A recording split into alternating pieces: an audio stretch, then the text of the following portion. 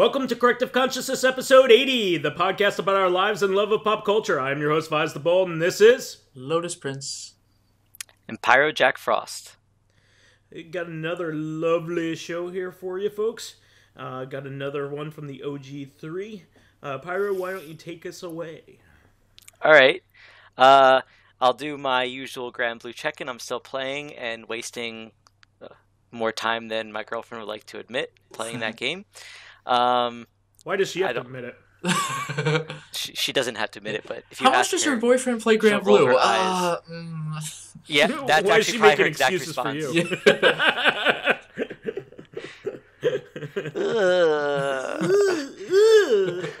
you? Cool.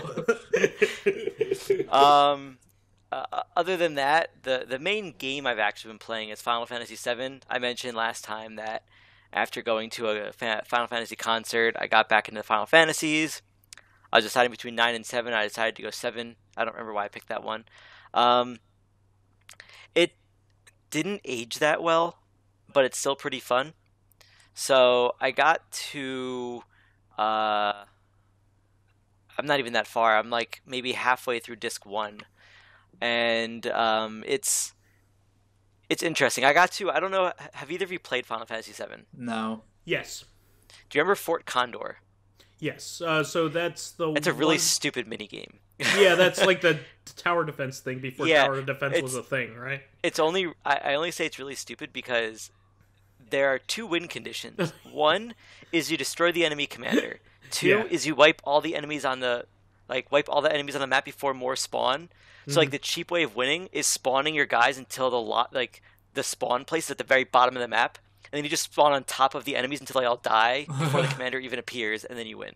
Nice. So, the best thing about that game, if I remember correctly, is the lose condition actually benefits you more than the win condition. You actually get an item out of it, I think. So it depends. If you win, you get an item. But there are some times when you want to lose and fight the commander as an actual battle, because the item you get from winning that is better than what you'll actually receive from. That's pretty silly. Yeah.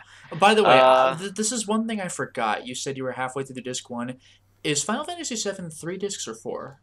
3. It's 3, but the third disc is basically just the last dungeon. Oh, yeah. It's like Resident Evil's remake on the GameCube. The lab is the only thing on disc 2, and if you're speeding through the game, it's 10 minutes long. Yeah.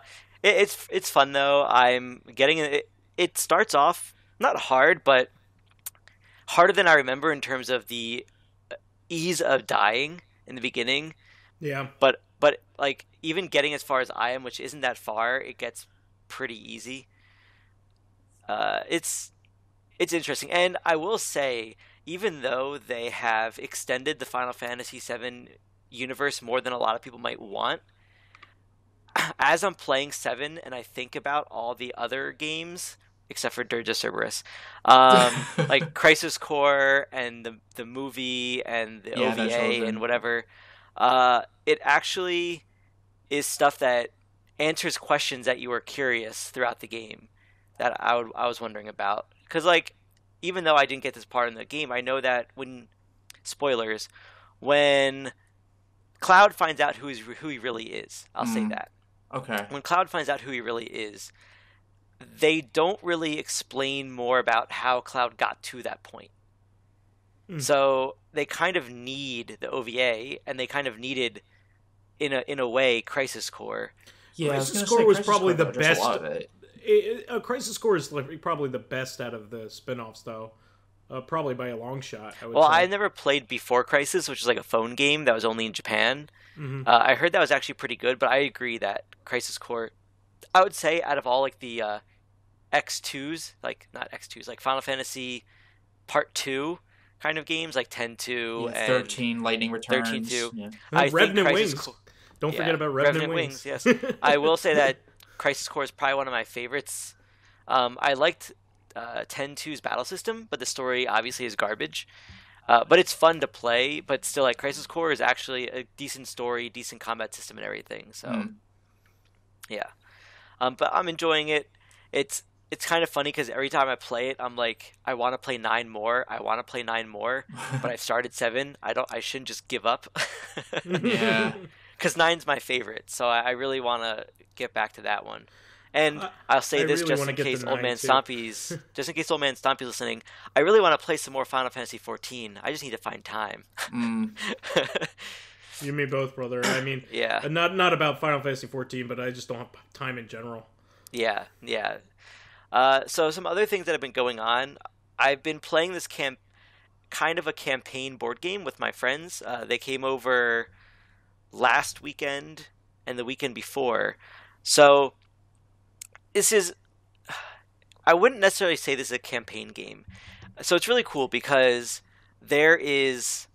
think of a spiral-bound book, but each of the sets of pages is a map.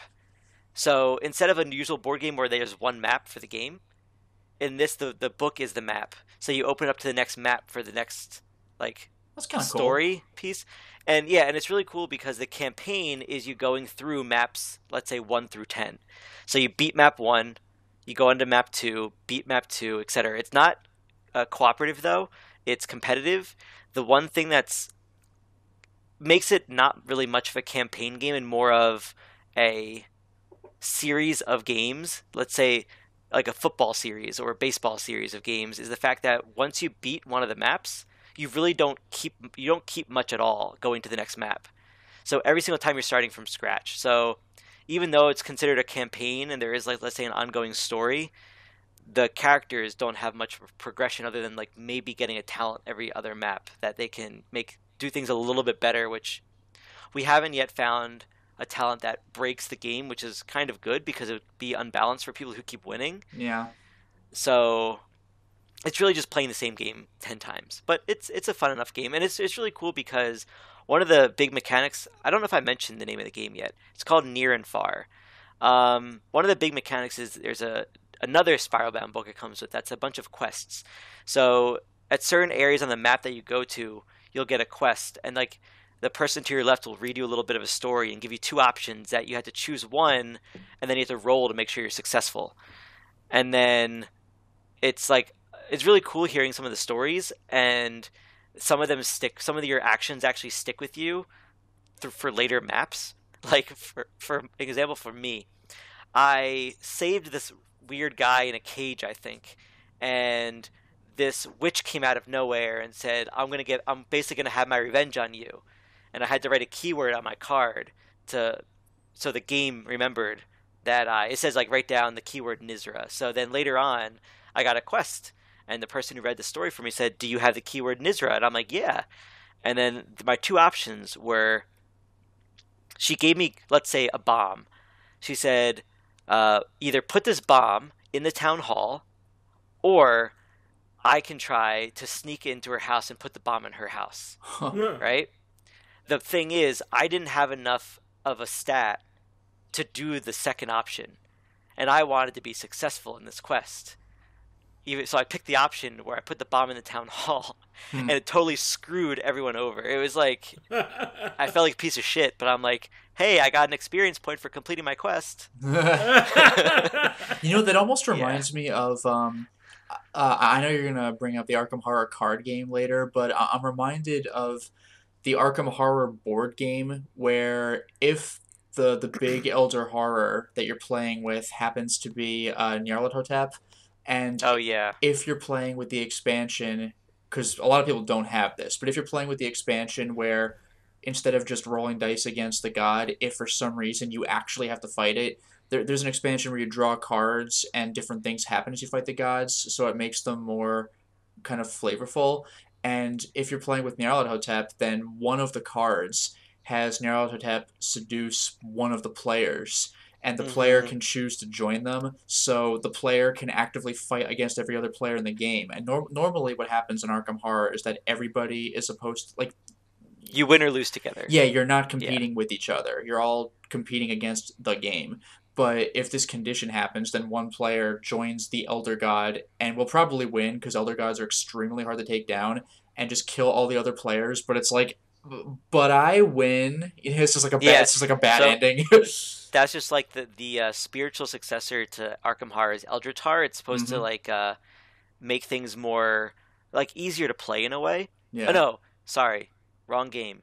Still in the same. Oh, still in Elder the Sign? Arkham Horror universe. No, still in the Arkham Horror universe is Mansions of Madness. Okay. So my friends and I were playing that, and the cool thing about that is, like most Arkham Horror games, if you lose all of your like mental health, you go insane. If you lose all of your physical health, you get killed. Yeah. But the cool thing about Mansions of Madness is if you die or go insane, special things might happen that other players have to deal with. Okay, that's different. And so this one time we were playing, one of the players went insane, and it basically said on the card, it gave him a what is it? Like a special, like a secret objective. Like he turned on us. Oh wow! But it gave him a secret objective.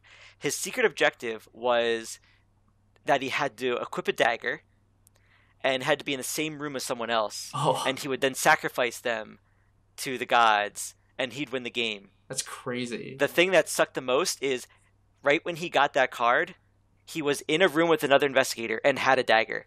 So he drew that card and basically immediately won the game. And where I was like, oh, okay, this was kind of uneventful. By the way, regarding the taking physical damage in regular Arkham Horror, if you take enough physical damage, I guess you die, or was it go to the hospital or something? But if you take if you take sufficient mental damage, then you go to the asylum, and you have to lose time recovering from that. But I remember because most creatures have to hit you to deal physical damage, but when you encounter them, then if they have mental damage, there's a good chance you'll get mental damage. Yeah, like either you roll to like withstand the concept of seeing something like that, just like, or else you just take mental damage. Well, that's the whole idea of Lovecraftian horror. Yeah, it's exactly. Like you just go insane looking at it. But one thing I remember that was really funny was when we were first playing the game, so we didn't know anything about it. We were first playing the game with our friend Perry, and one of the low-level creatures you meet in the beginning of the game might be a fire vampire. I don't even know what that means, but it's a fire vampire. And it doesn't have... Isn't that a vampire? Yes, and it doesn't have any it doesn't have any mental damage. So Perry's just like, imagine encountering a fire vampire and just going like, yeah, I'm okay with this. It's a source of light that has no reflection. That's true. You want to see a real fire vampire? Yeah. Look in the mirror. I can't. I'm a fire vampire. About the Arkham Horror, I didn't play the card game actually again. Oh, okay. Well, one thing was I did cave and buy a second core set. So one way that Fantasy Flight Games makes money off this, if you buy one core set, they give you enough cards to only make enough decks for 2 players at once. But the game can handle up to 4 players. So if you want to fit 4 players, you need a second core set. Which also means that half the cards are useless to me because half the cards are the scenarios and the encounters. Oh, the multiple. And you really can't double up on them. So I guess you might say that if you buy just one and you only have 2 players, that core set's kind of tight. Yes, I knew it was coming. I was waiting for it to happen. Yeah. So, originally, just my girlfriend and I were playing Arkham Horror, but then I asked her sister if she wanted to join us, and she did. So I said, you know what, I was going to get another core set eventually anyway, so I could do it with 4 players. So I caved and bought another core set. Sure. So I'm excited to try that out. The other funny thing was I played the first scenario by myself, and I was like, I did perfectly fine. I don't feel like I struggled at all. I almost died. But I didn't die because I had an ally, and I just threw some of my damage on him. And I succeeded successfully. The second time I played with my girlfriend, and we went through it without any issues almost. And she was saying this is actually pretty easy. I'm surprised this is easy. We were playing on standard. There's 4 difficulties: easy, standard, let's say hard, and insane. Let's just say using the insane keyword. Sure. We were playing on standard, so it was the second level, but it was still what they recommend you playing on. And my girlfriend and I didn't struggle at all. She actually thought that this was really easy and was surprised it was easy for an Arkham Horror game, considering how hard Arkham Horror is and Eldritch Horror, etc. So over the weekend when I was playing Near and Far, 2 of my other friends who were over, I said, hey, why don't you play Arkham Horror? I taught them how to play it, and they went through the first scenario, and they died. not horribly, but they died. And my girlfriend and I were looking at her like, is it not actually that easy? Are we just that good? No, but it's good to know that it's challenging. Arkham Horror is like a pretty hard board game from what I understand. It's pretty rough. I think I've only beaten it like once or twice. The cool thing about the card game is you have, I might have mentioned this last week on the podcast, you have a bunch of tokens that you put in a not clear bag. They call it the chaos bag. And it's like your die. So whenever you want to do a test, you pick a token out of the bag and it'll have like +1 or -1. That's clever. Or like other symbols. So it's really cool because they give you recommended tokens for each difficulty level, but you could change it however you wish. If you wanted to play like really, really easy mode, you could just put plus tokens in there, so you are always doing really well. And you're like, yeah, look, I'm destroying the Arkham universe. Or you can make sure you only have negatives, and they're like the worst negatives possible. Yeah, like hard mode. To make it like insanely hard mode. So it's really cool how they do that. The other thing I just wanted to mention quickly, because I know that I'm running a little over time, is I actually saw the movie Bright this week. That's the Will Smith like fantasy buddy cop movie? So I want to say it was a really good action flick. Like it made me want to see another movie in the universe. Like the story wasn't amazing. It had cool fight scenes. It was cool ideas. I heard it was pretty okay. It kept me entertained. That's really what it comes down to. It kept me entertained, and it made me look forward to if they make another movie, which I think they're planning on doing. Sure. Yeah, they've officially announced a second one. So what's that one called? Dim? Even brighter. Even brighter. And then most brightest. Most brightest. Has some guy that looks like Will Smith, but not really. But they got Cuba Gooding Jr. to play him, like in Daddy Daycare, where they replace like Eddie Murphy with Cuba Gooding Jr. Doesn't he look remotely like perfect. Him? Or Kindergarten Cop 2, where it's Dolph Lundgren. Yeah, like what the hell? But yeah, I mean, I hear wildly differing opinions. Like it got a lot of like crap when it came out, but a lot of people are speaking up for it. Well, that's the thing. Like when it first came out, it was kind of like cool to hate it. So, but like from what I've heard, people who actually gave it a chance were like, "Yeah, it was okay." Yeah, so I have to say that I think it's just a lot of people feel like they're movie critics now, and they're looking for like masterpiece movies. People don't care about the action blockbusters anymore. And I mean, granted, like you could probably consider some of the Transformers movie in the same bucket, but it's like at times, if I've never watched Transformers, the first movie and second movie like were actually pretty decent movies. Like they were entertaining. Yeah. Like they got worse as they went, let's say, but still they're entertaining. I didn't go into Bright looking for a deep movie, and I think the one downside about it was because it kind of was trying to tackle racial issues. So people were looking for a deep movie about racial issues. Oh, okay. But it was really just a blockbuster. Like it had some really nice jabs at racial injustice and stuff like that, and about like not satire, but like thinking about commentary. How we treat, commentary about how different races are treated. So it was interesting, and it was nice they had that, but I don't think that was the core of the movie. So people who are looking for that are the ones who are probably the most disappointed about it. That's fair, because that's kind of what I heard about the movie, is that, like, I haven't seen it, but that's kind of the main thing I heard about it, was that, like, it's this movie that addresses race under the guise of fantasy. Mm-hmm. And it kind of does, but I think it ended up leaning more towards the action, and I think when they make the sequel, they should run with the action part, because that's the best thing it had for it. So, like, this is, like, stretch of stretches to compare a movie like this to freaking Lord of the Rings, but, like, regarding Lord of the Rings, where, like, it's an epic fantasy tale, and did you know that dwarves and elves don't like each other? You know, that kind of thing. They had like inklings of that, but I don't think they talked about it much, and I don't really think they need to, because it's just a cool idea about like. There's an article I read that said that there's a lot of what ifs, but they never clarify the what if. Oh. So there was a Dark Lord who was trying to rule the world, They don't explain why there's different races. They just say there were, and there's a Dark Lord who tried to rule the world, and then one orc rose up and united all the other races together to defeat him, kind of like that. So, but yeah, that's about it. It was a fun movie. I recommend watching it. But and then time he to teamed move on. up with I the think. Fresh Prince.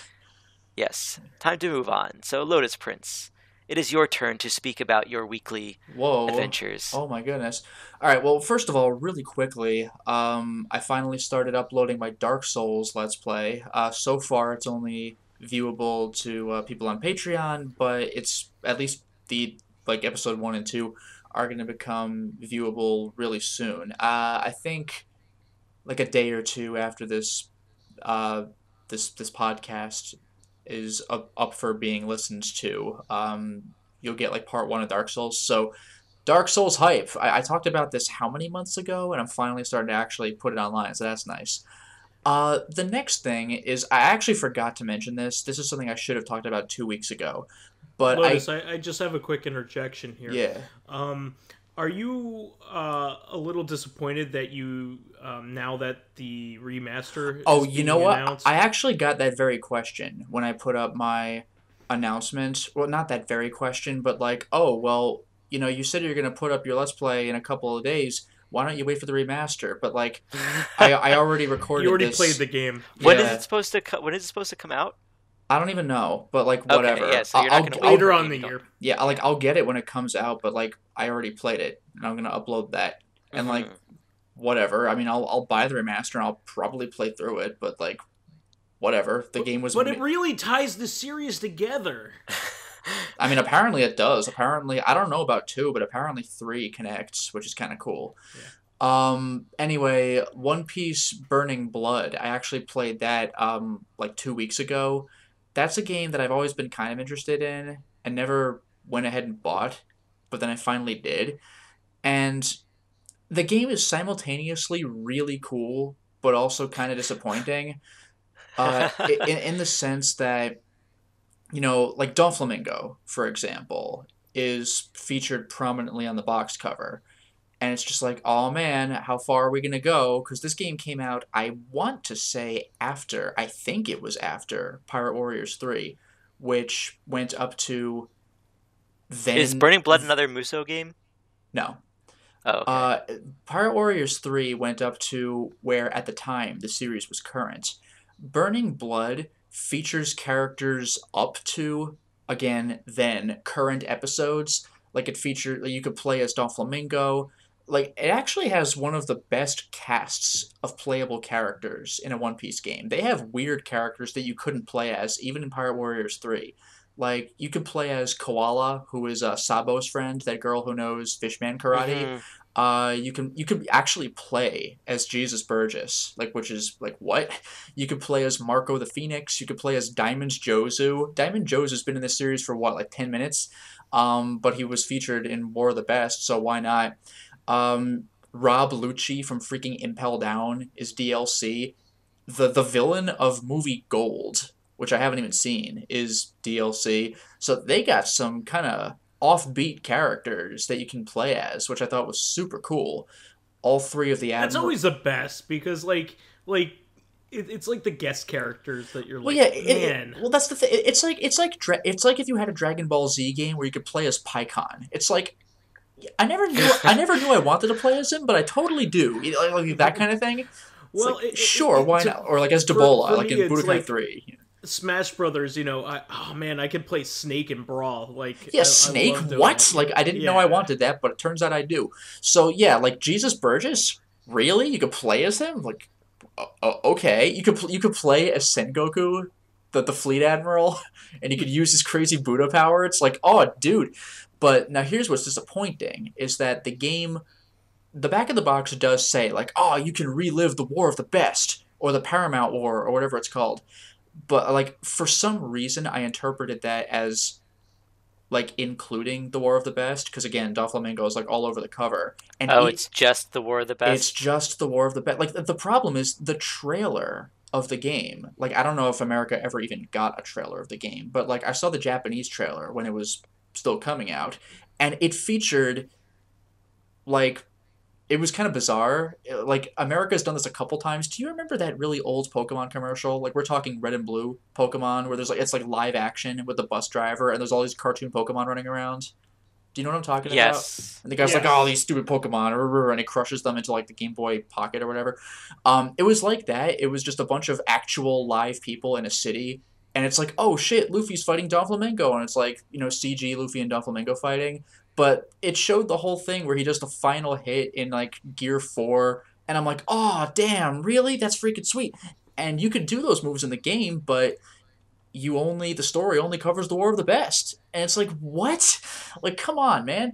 Now what is I interesting? guess if they add so much content with the characters, they gotta take some content out somehow. Yeah, but it's just a fighting game, though. It's just a one-on-one fighting game with like set levels. It's not like Pirate Warriors where you're running around all these Hmm. crazy. It's just like individual levels and cool-looking Valkyria Chronicle style with the lines, cutscenes. I'll get to that shortly too, by the way. So the story mode is cool because it features multiple perspectives. You play as Luffy and a couple of his allies as you're trying to work your way to Ace. Then you get to the end of the War of the Best. Then you play from Whitebeard's perspective and some of his men. So like there's a part where Luffy tries fighting Aokiji and of course it doesn't go well. And then Marco the Phoenix runs in and saves him. So in Luffy's story, you're like, "Oh geez, thanks," and you see that cutscene and then you do the next fight. But from Whitebeard's perspective, you open with that cutscene, and then you play as Marco and fight Aokiji, which I thought was kind of cool. Hmm. And after that, you get Ace's perspective, where it's more of Ace's, like, no. You get Akainu's perspective, and you just bulldoze everybody with freaking lava man Akainu, or magma, even though technically it's lava, whatever. And then finally, you get Ace's perspective, which really isn't much of the War of the Best because he spends almost the entire War of the Best being tied up, but you get the flashback where he fights Blackbeard and everything, which is kind of cool. Now that is kind of nice, but it's just War of the Best, and when you beat it, you beat it. Like there's a million training missions you can do where it's like beat this weird fight under these weird conditions, and you can unlock more and more playable characters. But for what? Like it seems to be like just online multiplayer. Not that I think the Burning Blood online multiplayer that probably lasted for like what, a month. Like that's not the most popular. It's not Call of Duty. People are not playing that for a long time. So it's like I have more characters, which I'll watch their special move and then I'll never pursue this again. The story's over. So it's like eh. And the cutscenes I said are glorious, but the problem is they repeat them pretty gratuitously. Like I said, when Marco saves Luffy, when you're playing Luffy's story, you see that cutscene. When you're playing Whitebeard's story, you see the same cutscene, and you don't choose whose perspective to play first.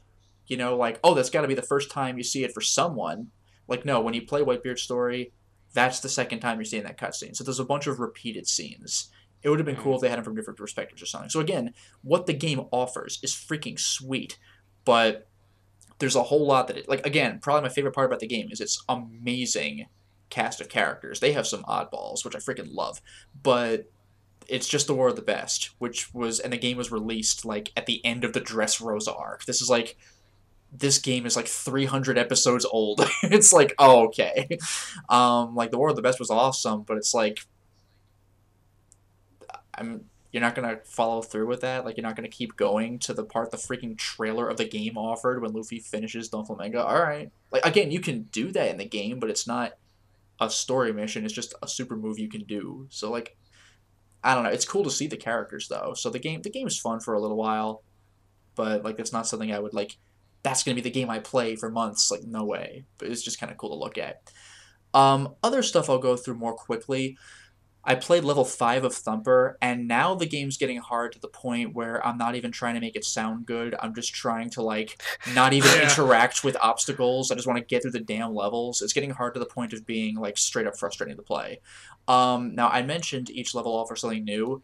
What Thumper level 5 offers sucks. Like, the very first obstacle, like there are some obstacles that hurt you, like those horizontal bars. If you don't react to them, you'll just crash and take a hit.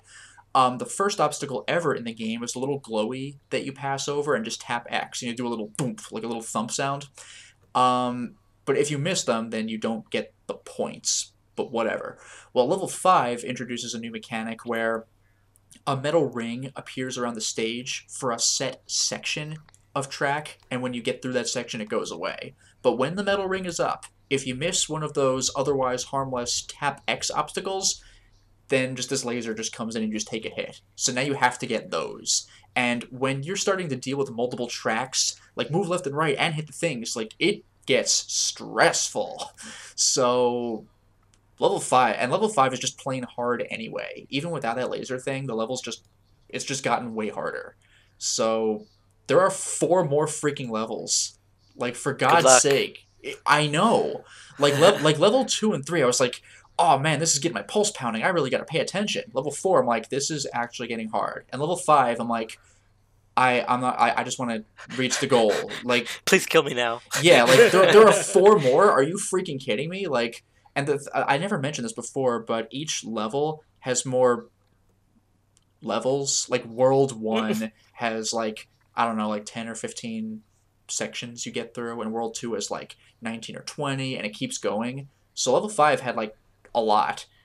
Like level 9, a lot's a big like number. I do not want to deal with that. Like Thumper's cool, but like leave me alone. Furi, I finally completed Furi. I actually went back and did the story over and got the other ending.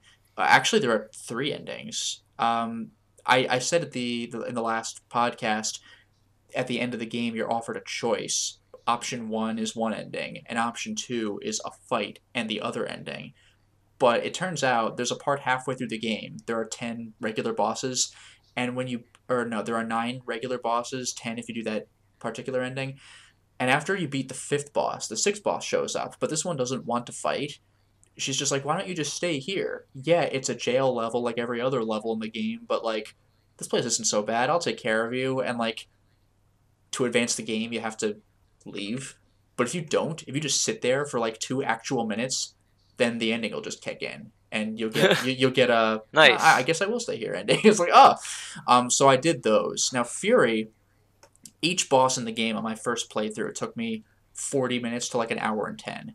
And I was like, to get the other ending, I have to play through the whole game again. And I didn't game over once. I beat the entire game in like 2 hours and 4 minutes. I was like, yeah, there it is. So I only got knocked down like 3 or 4 times. I freaking destroyed the game the second time. Although, I also tackled the DLC boss, which was damn hard. And then when you beat him, you unlock a DLC boss that's only available on the hard mode. Like, there's Furi and there's Furier, which kind of cracks me up. And that boss I'm not even going to try to beat. Like, I played him once to test him, and like, whoa! Like, he is insanely hard, and he has 9 phases. Like, the longest boss in the game, I think, was 7 or 8. This guy's 9, and he's all by default on hard mode. And I'm like, nope. So that was absolutely ridiculous. One thing cool about Furi, though, is when it says, like, you unlocked the gallery mode. You unlocked speedrun mode. You unlock this. Like, instead of pressing X to confirm, like, it says press X to, like, cool. Press X. Neat. Like, press X. Awesome. Like, it's just kind of like the game forces you to say that this is great and you approve. That just kind of cracked me up. Okay, Furi. Otherwise, I'm just playing more Yakuza Kiwami, and Majima everywhere continues to be entertaining. There's a part where zombie Majima shows up. Like, he's a zombie.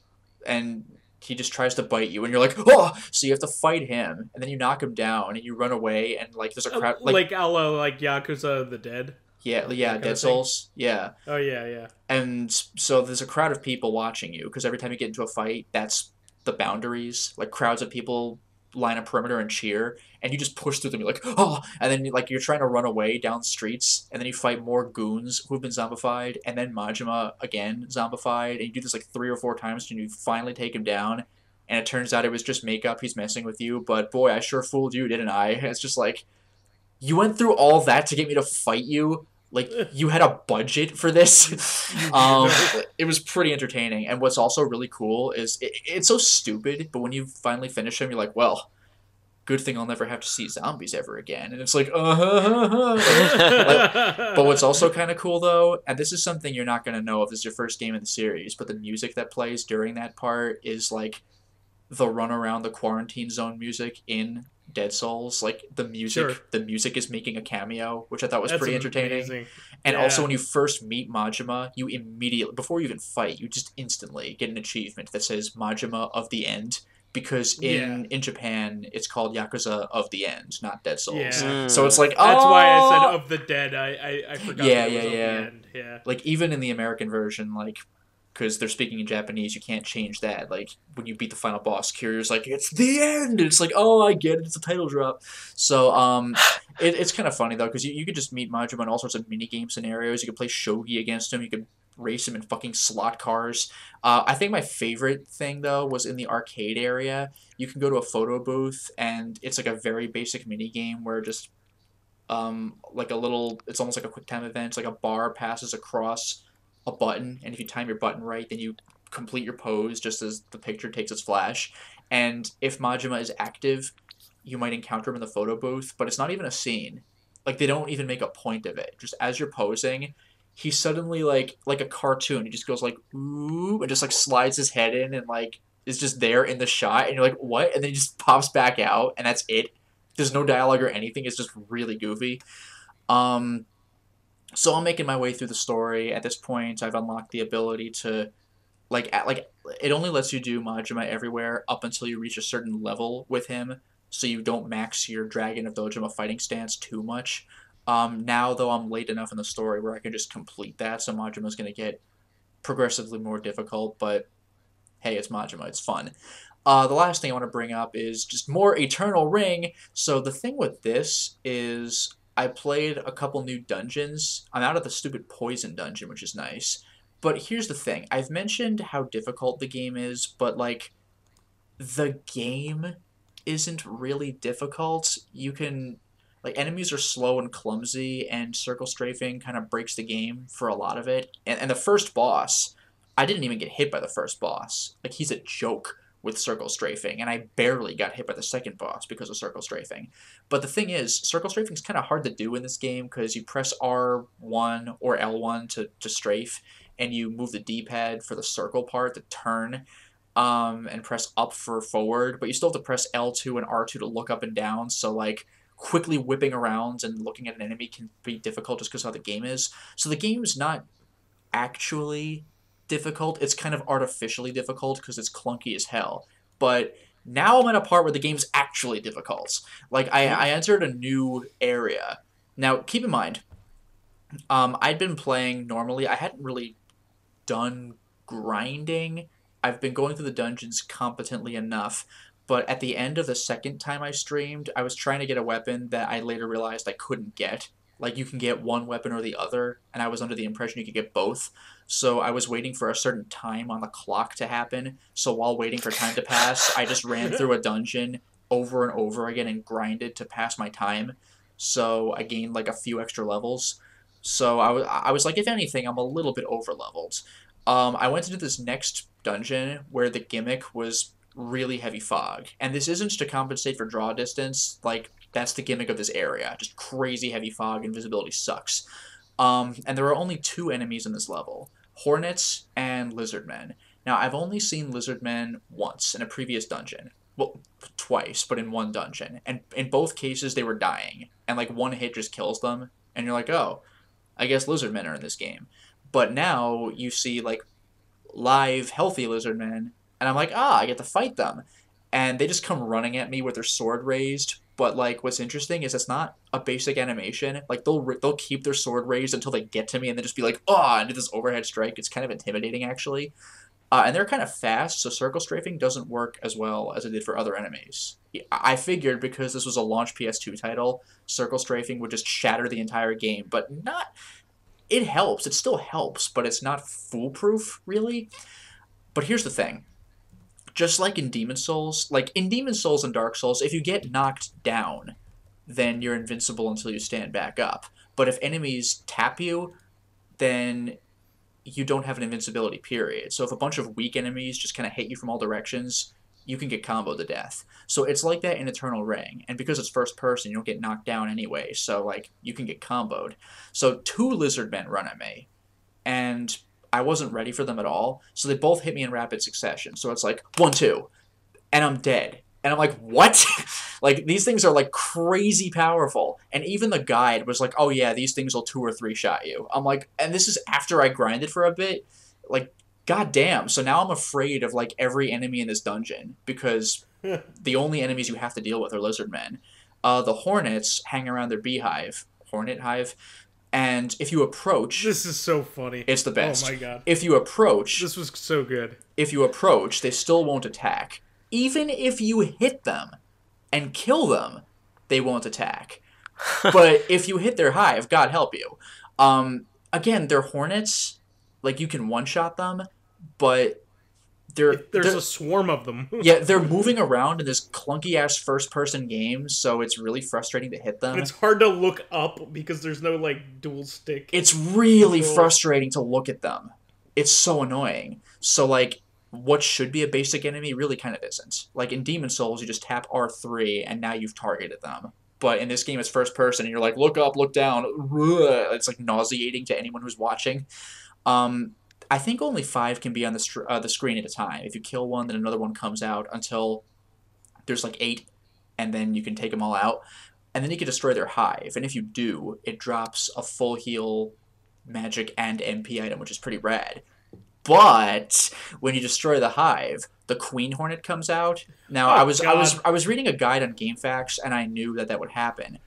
What I didn't know was exactly what to expect. So here's the thing: there's no scene of the queen coming out. This is like an old ass game, so like when you destroy the hive, it disappears, and like it basically morphs into the queen. But it doesn't morph though. So like weird. the hive disappears and the queen appears. It's like boom, now it's the queen. Like it's like an old game, you know?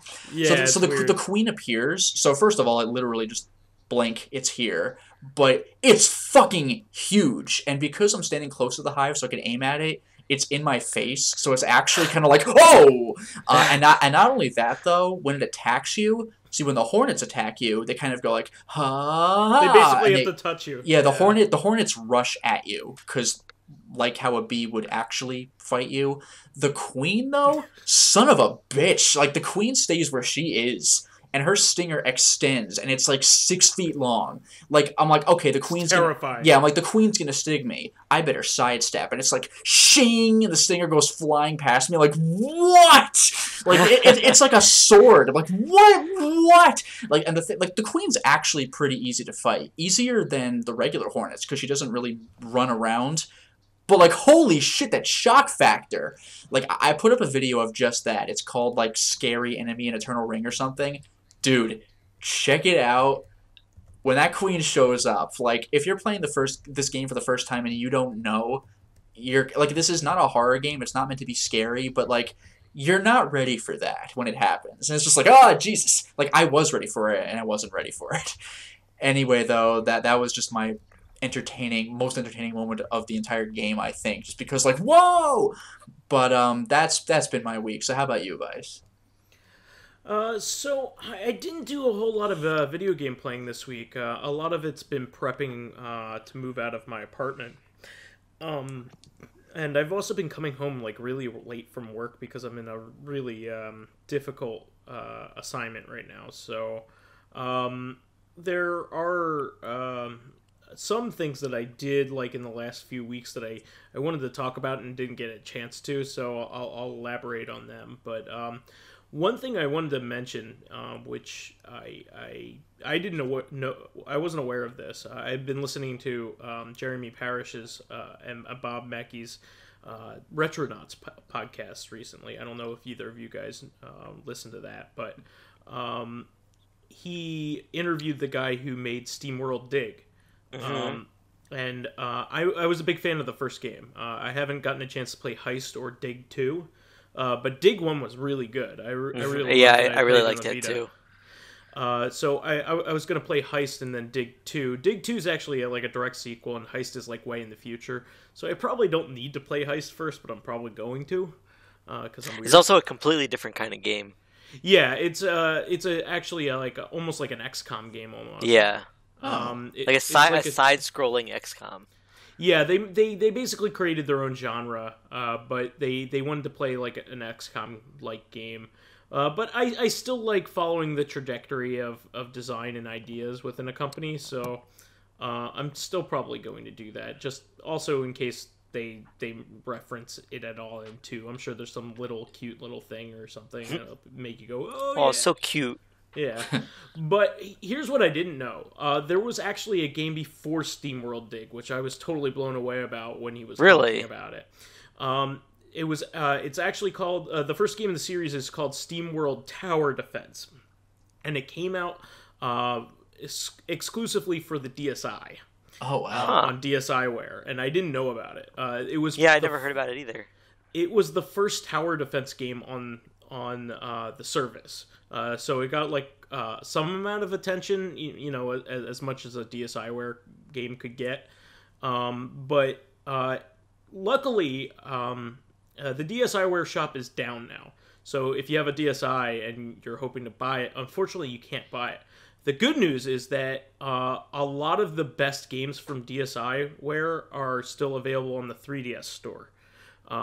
So you can buy them for your 3DS. So that's what I ended up doing. I ended up buying it. Just to, have it and check it out later. I'm not big on tower defense games, but I like the series a lot. So I think I might play around with it and give it a shot. So I thought that was pretty interesting. I thought that was cool. I've also been reading some Batman comics lately.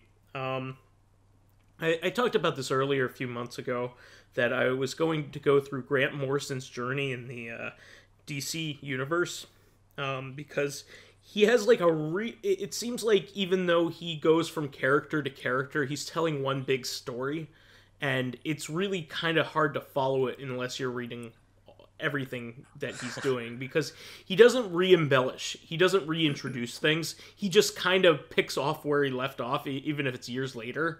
That's a riot. So I kind of like that about him, because like you just have to figure out who this character is, because you found out about him in the middle of his life, and it's not his fault that you missed it. Like, you know what I mean? Like, it's one of those things. He does that all the time. He even does that with brand new characters. Like, he doesn't establish them. He doesn't tell you what's going on. He doesn't He doesn't tell you how they relate to everybody else. He basically just leaves it open to you to figure out as time goes on and infer. So he's really a cool author in that way. I can see how he could be frustrating and, like, obtuse. But I like it. I think it's fun.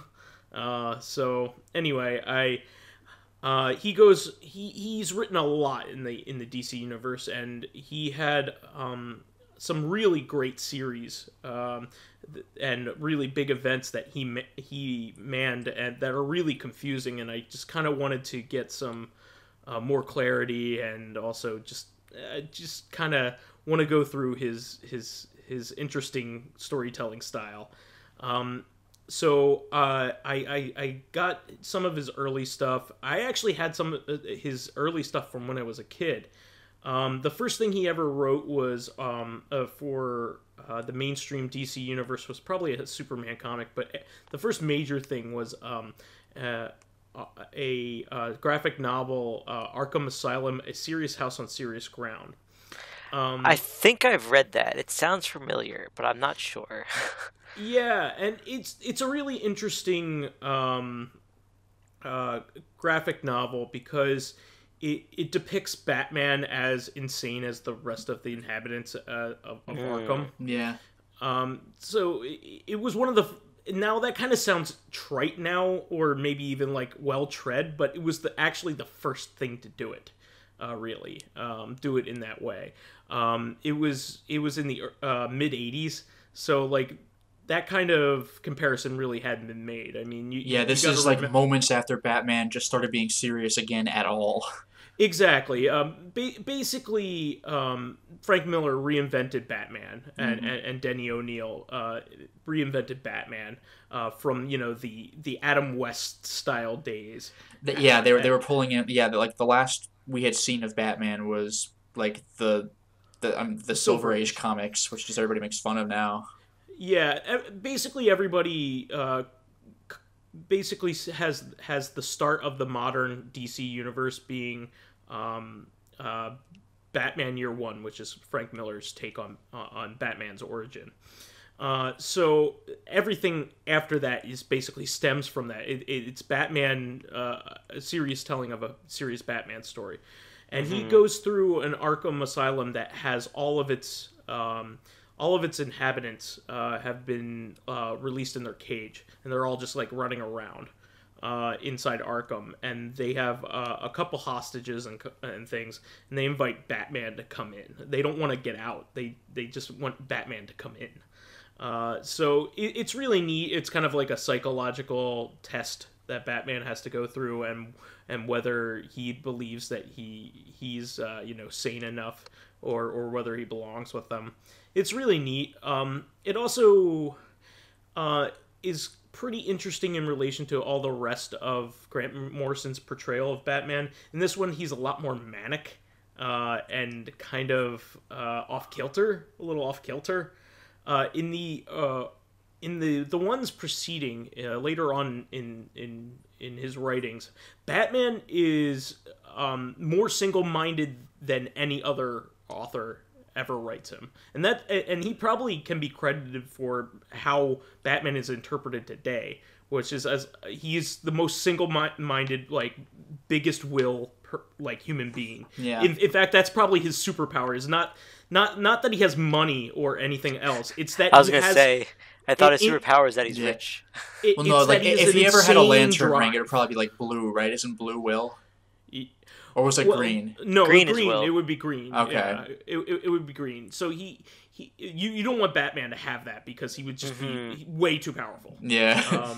So like he has an extreme lust to get anything done that he wants to get done. So in this one, it's interesting because it's a different take on him, and it kind of has some like weird homoerotic moments between him and the Joker. Like the Joker's hitting on him. It's like it's really there's some really weird stuff in there.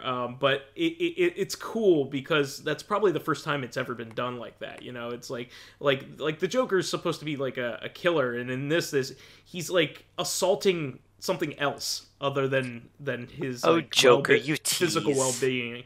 So it's pretty cool.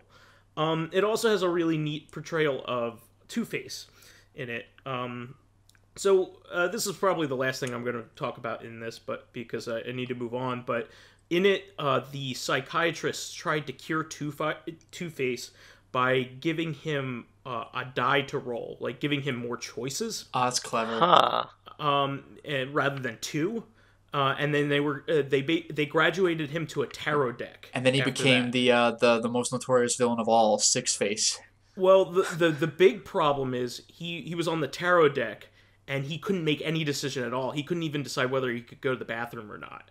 So he was essentially ruined by the fact that he couldn't make his own decisions. Oh, he had like analysis paralysis. It's like basically, yeah, like you got that social anxiety. Like, I mean, I've heard about this. Like, I'm going out to get you some food. Okay, from a sandwich shop. Okay, great. Or maybe I could get some pizza. Or maybe I could get some pasta. And you're like, oh, Jesus Christ. Oh, what? Like, which is there a best option? Like, et cetera, et cetera. Exactly. So it turned out that he couldn't make a decision for himself at all. As much as it was difficult for him to begin with, it was even worse now. It wasn't curing him; it was ruining him. So it was a really neat thing. I'm not going to ruin how that plays out because it's a really great moment, but I think people should really read that, and it has a really great art style, very unusual. Dave McKeon did that, who did a lot of the covers for Sandman. He has like a lot of sculpture and painting involved, and like kind of like scrapbooky kind of stuff thrown into his art rather than just drawings.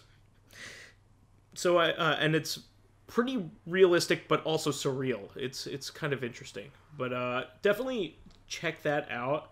It's a very common like best of Batman thing. But the next one is Gothic, which I actually read when I was a kid. Batman Gothic. It's part of the Legends of the Dark Knight series, which was an anthology series. It doesn't take place in the regular continuity. In this one, it was just like a series of 4 issues would basically tell a story about Batman. It's just like, this was a story about Batman. It has no bearing on, what's going on in the DC universe right now. It's just a really cool anthology story. And I've always loved this. It has fantastic art. So I'm going through that right now. The last thing I want to talk about in terms of like media and stuff, I watched Tonya with my girlfriend Jen, and it was fantastic. I don't know if you guys know much about it. Well, this is the movie about like the famous Nancy Kerrigan, Tonya Harding situation. Yeah, it was really, really good. It was kind of like a black comedy in a lot of ways, and Margot Robbie was really great. Yeah, that surprises me, by the way, that being a black comedy, because, like, I don't know how many people, like, much younger than us really know about the Nancy Kerrigan, Tonya Harding thing, but, like, that was not funny. It was a huge deal at the time. Yeah, and, it was, oh man, like, it was a scandal. We're like, this was Olympic ice skating, right, or figure skating? Yes. Yes. And, like, this was scandal of scandals when it happened. Not only that, but, like, figure skating was a big deal when we were kids. Yeah, figure, yeah. Like, everybody watched it. Like, it wasn't like now. Like, I don't know any popular figure skaters except for ones from the past now. Like it was a big deal, and people watched this on Sundays just like they watch football and stuff like that. Yeah. People watched this. It was a big deal, and the Olympics was a big deal. And they also this was when they restructured the Olympics. It was a really odd time. They actually had a second Winter Olympics like two years later rather than 4. To reset the cycle for whatever reasons. So like she got more chances than she would have otherwise. Yeah. But it's awesome because like the people in her life are really messed up, and like the way that they're played and everything are really great. The lady who plays her mother was really fantastic, and a lot of it is them reenacting actual interviews. So, wow. like, they're ridiculous, but watch the original ones, and you're like, wow, this is fucked up. Like, like these people are just batshit insane. Like, no wonder they made this into a comedy. These people are ridiculous. Interesting. Her bodyguard is one of the strangest, goofiest pieces of shit that I've ever seen in an interview. Wow. You should check it out. And he's just like making stuff up constantly. Like he claimed that he was part of the CIA, and they're like, we checked, you're not. It's like, I've been cited for multiple like counter-terrorist like what methods and stuff like that, and they're like, in what? Like, like a Soldier of Fortune magazine or something, and they were like, no, you didn't. We researched you. You know what? Never heard of you. You've never been in a magazine. You're an idiot. You know what that reminds me of? This actually reminds me from when I was a kid. There was this like neighbor I had who just would tell lies just because. He was just one of those people. And like one of my other neighbors, I think, took Taekwondo like for real, and this other kid was like, oh, you may know Taekwondo or whatever, but I know martial arts. And I was like, which one? And he was like, martial arts. I'm like, you didn't answer my question. And it was just like one of those, like, and this is back when we were like, I don't know, 9 or 10 or something. Like, I don't know many martial arts. Like, karate would have been it if not for my neighbor knowing Taekwondo. So I was like, well, I guess I know 2. I'm like, which martial art is this then? And like, this kid's clearly full of shit. Yeah. And finally, I just wanted to point out that I had my 1-year anniversary today, actually, with my girlfriend. So congratulations! Yay! Thank you. I got along well with a person for a year. Hey, it's a big accomplishment, though. I mean, it is and it isn't. I mean, it is a big accomplishment getting along with you for a year. Ask me. I've known you for how many years? Hey. Yeah, I'm at you only get along with me because you live in a different fucking state. Yeah, I was just gonna say, like, I'm at my patience's limit, and I've only known you for since the end of college. I only talk to you once a week, if that, and Jesus. And I am this close. I am up to here right now. You're not that tall. But no, I'm not. But anyway, what I mean by that is it's not really something that I worked towards. It was just something that I naturally fell into with her. It worked. Our relationship's just that good, I think. Her and I get along really well, and I'm really glad to be with her. So I'm moving in with her next week, which is the reason why I haven't done much in terms of stuff we usually talk about on the podcast. But I'm really excited to start another cycle in our relationship here. Took her to we went to the original restaurant that we went to on our first date and recreated it. We even got the same table by coincidence. Oh wow! And we went to the same bar afterwards, and we just had a lot of fun. Plus, while we were there, the Eagles won to get into the Super Bowl, and that was an exciting thing. I'm not huge into football, but I get into it when everybody else gets into it. So, the entire city was exploding. I'll bet. Yeah. People Philadelphia fans are very. They're intense. Yeah. To that's say that's the one least. way of putting it. Yes. Yeah. In fact, so much so that they knew that people would be climbing on I heard about this. The traffic lights, the traffic light and poles. the telephone, the street lights. Yeah. So what they did was they greased them up with Crisco to dissuade people from it, but it actually encouraged people to do it because they found out about it and they were like, challenge accepted.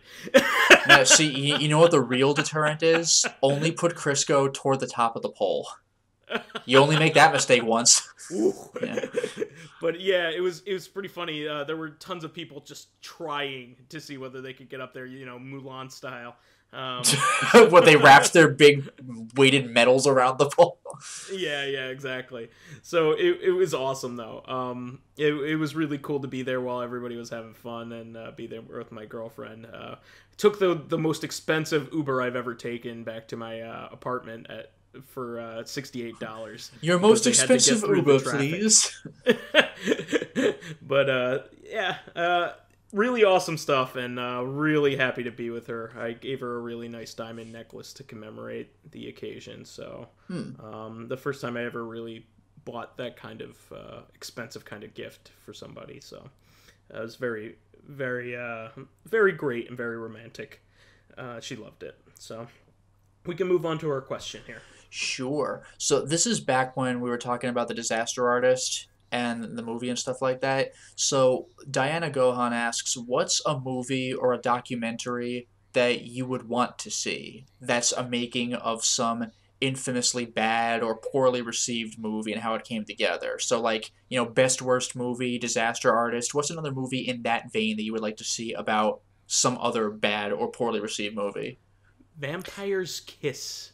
Oh, dude, actually, that would be something else. Actually, so that is a good one, because I was thinking... That's really good. I know we've all watched a lot of bad movies, but I don't think there are many bad movies that I actually care about the making of, because the people involved, I didn't think were that interesting, because I think Tommy Wiseau is a interesting person. He's a mystery and an enigma. And I think that's what makes the Disaster Artist interesting. But I guess if it's... for Vampire's Kiss, that is definitely one that's actually really interesting. Yeah, I just want to see how the director directed Nick Cage and was like, he just said, I want to see how mad he was getting at him, or if not at all. No, let him go. Well, speaking of which, Nicolas Cage's parts in Deadfall. Did you ever see any clips of that? Yes, because they're legendary. Yeah, so I'm really curious as to what the morale was on set for that one in particular. 100% all the time. Masterwork. First take every time. There's also been a lot of really like funny stories that John Leguizamo has told about making Super Mario Brothers with Bob Hoskins. Oh, that's true. Yeah, so Bob I Hoskins would is just like perpetually that. drunk on set.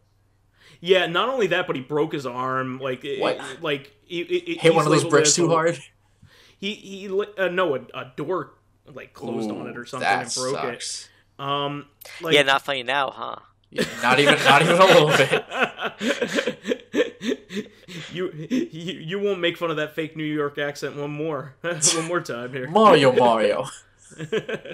But yeah, I would have loved to have seen what it was like on set for that piece of shit. Like I just have a huge love for stuff like that. Actually, you know what I kind of would like to see is like it's not even that bad. It's just like everybody likes to hate it, but I wonder how they look at it now. But I kind of want to see the making of the Van Damme Street Fighter movie. Oh yeah, no. Apparently, everybody was having fun with like what they were doing. It kind of looked like they were. Yeah, or basically anything with Raul Julia. Like, I was going to say especially Raul Julia. He looked like he was having the time of his fucking life. I bet making the Addams Family was an absolute fucking joy. Just look at his face in any scene of the especially when he's supposed to do a grin. Like he is just ear to ear. Like I am Gomez Addams. Like he just looks like I'm the best person in the freaking world, and he Katamia. The babushka. Like it's the best. Everybody's over the top, but you know it's great. Oh my god, it's one of my favorite movies from when I was a kid, and it still holds up. It's still fucking. I will happily. My movie was the second Addams Family movie. I didn't see the first both one as much, but both of them are just pure gold. Yeah, pure gold. I would like to see some back studio scenes of what Rudy Ray Moore was doing on both of the. No, I was actually thinking that because he's actually a funny guy. He's a comedian, well, so he knows what he's doing. Well, the thing is, I was kind of wondering, like thinking about what Pyro said, like how interesting would the people be talking about making the movies? But like the movies themselves, like Dolomite wasn't even really bad. It was just like bizarre. But like the second, like I want to see what was going on with the Human Tornado when that movie just got meta. Like, yeah, like some of those scenes, filming the sex scene. How the fuck did any of that come together? Yeah, best like, scene in that movie. is I can the only scene imagine that brought us Rudy together. Ray Moore giving direction during that. Like, I'm just imagining because the first Dolomite is just straight up like I'm a badass beating up bad guys. Dolomite's the name, and fucking up motherfuckers is my game, and it's a cheesy movie. But the Human Tornado though is just like. They got that rewind scene, which was just really weird. In Dolomite Explosion, he literally teleports and shoots lightning out of his fingertips. It's like, oh, it's so good. Bow down! Bow down! He throws snakes at the nunchuck wielding guy, and the movie just ends. Like, what is happening? He's like straight up old, like 70-year-old man ass, like hanging out while he's like best movie ever made. So that whole series is the best movie you've ever made. Disco Godfather, put your weight on it, just all the time. Show me a documentary of that entire series. I will say, P.D. Wheatstraw, the one nobody talks about, probably like good. Yeah, probably actually the best movie of all of them. Even though it wasn't a Dolomite movie, it's close enough. Like that movie was actually pretty good.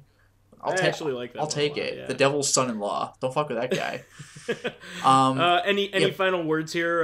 Pyro, did you have any movies you wanted to see the behind the scenes? No, I agree with all of your choices. I like I said, I had trouble thinking of one where I'd like to see the characters. I was thinking of Dolomite, but I wasn't sure. I didn't know that much about Rudy Ray Moore, but I must agree that any of those movies, along with any Nick Cage movie, would be great.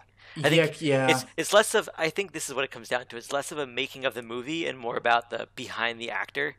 So it's like I'd want to learn more about Nick Cage and Rudy Ray Moore. Actually, maybe this one's kind of hit or miss. I don't know what your take is going to be on this, but maybe Birdemic, possibly. Like the movie itself is so boring, but I'm kind of curious as to how it came together. That was a pretty good movie.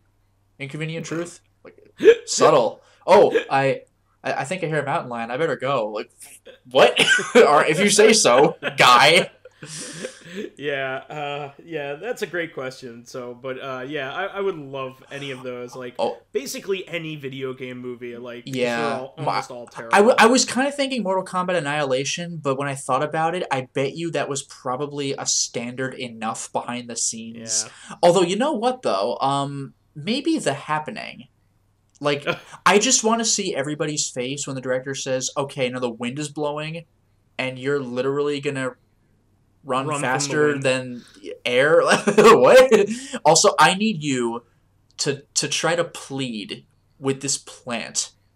Like, the joke is that it's a plastic plant. Like, my God, I was talking about plastic plant, don't I? I feel stupid. I'm like, you should feel stupid talking about a regular fucking plant. Like, they don't have ears that understand English. Like, get out of here with this entire movie. Not to mention the concept. It causes everyone to commit suicide. Oh, man, how do they do it?